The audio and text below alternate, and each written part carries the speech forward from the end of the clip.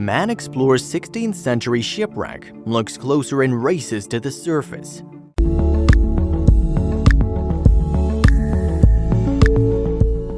When he returned to the surface, he was gasping for air. His heart pounded as he realized what was lying beneath his feet.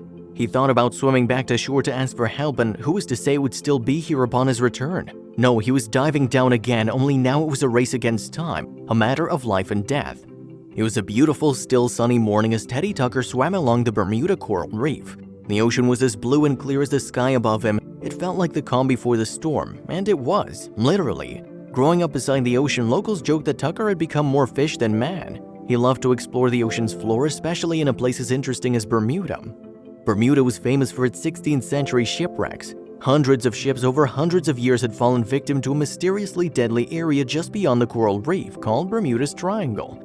Over the years, Tucker had collected a lot of metal salvage from the shipwrecks around the area, but he never thought that he'd actually find a real-life treasure. Tucker had spent 2 hours swimming with only his swimsuit shorts on and snorkeling goggles. He dove beneath the ocean, overturning every object that seemed interesting.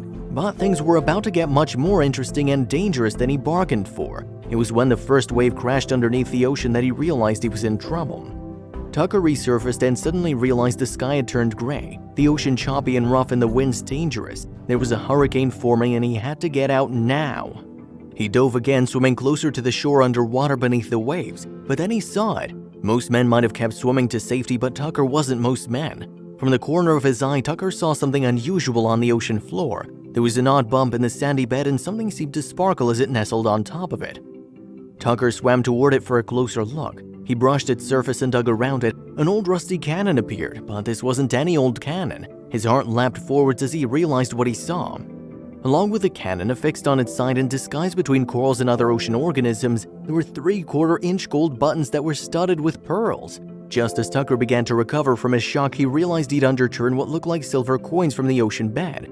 Tucker couldn't believe what he was seeing, but he needed to leave for air. Then things took a disastrous turn. When Tucker returned to the surface, he was gasping for air, but not because he was underwater for so long. It was because of the big waves that were crashing overhead.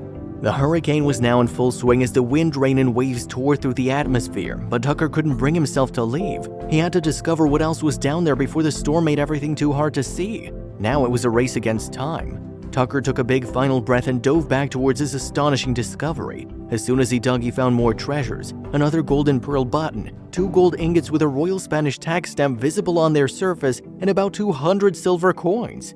He felt like he just won the lottery, and he did. But the ocean wasn't done revealing its treasures to Tucker just yet. After Tucker put his finds into a bag he carried around in his pocket, he continued to dig. He was moving as fast as he could. It wasn't soon before he found another ingot and remarkably a 10.5-inch long 36-ounce bar of gold in a smaller piece.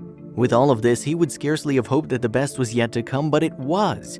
When Tucker first saw it, it was lying upside down in the sand. He picked it up and turned it over and his jaw hit the floor. He knew this was something even more special than any gold or treasure he found before.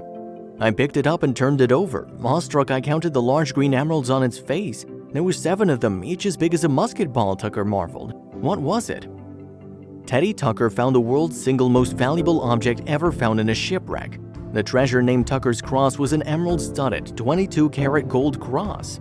Tucker's cross alone was worth more than $2 million, and its emerald stones are considered the most beautiful stones in the world. So, how much did Tucker sell it for? Amazingly, Tucker was offered $2 million from a U.S. ambassador to Italy, but refused as he wanted the jewel to stay in Bermuda.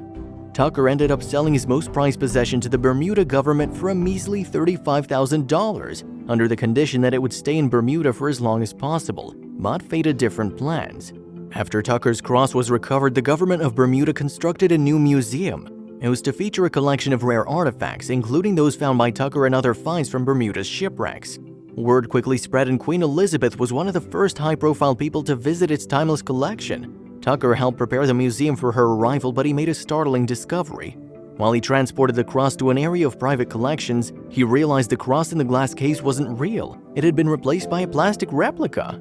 Shocked, he informed the police and they immediately jumped on the case. Unfortunately, his most valued treasure is still missing today. It remains my most treasured discovery, he reminisced.